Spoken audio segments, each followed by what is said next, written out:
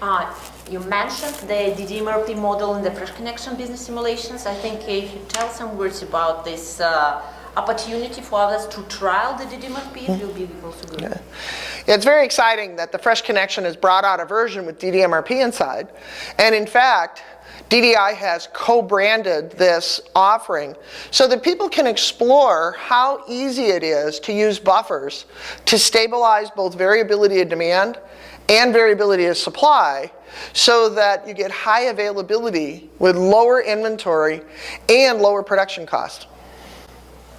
Okay, and when you do the DDMRP model, so what can you try? You can try really the methodology of DDMRP and see the results, am I right? We encourage people after you've taken the class to go back to your place and try a proof of concept pilot.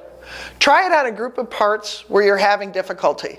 Usually it's either finished goods or raw materials.